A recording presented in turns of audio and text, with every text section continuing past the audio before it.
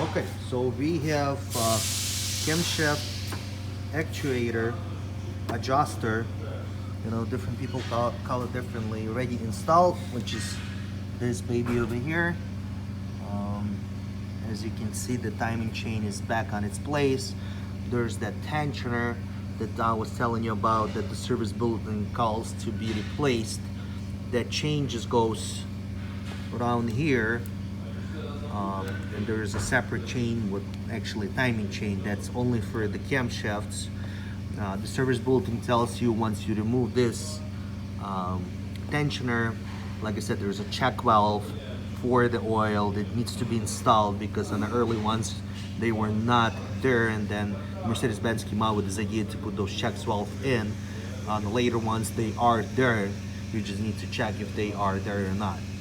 If they're not, then you need to put one and put a new tensioner with the new part number.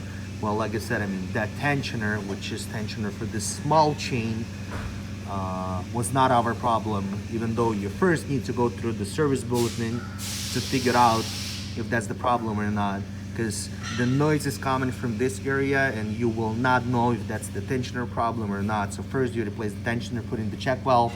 If that doesn't help, then you move to the next step to figure out what the problem is. In our case, it was the camshaft actuator, camshaft adjuster on an intake on a bank one, which is a right side. As you can see, all of this stuff is done. This one is new. That should take care of our problem. We're about to close it, put everything back together, put the injectors in, and fire up the vehicle. And that should be it. Beautiful S550.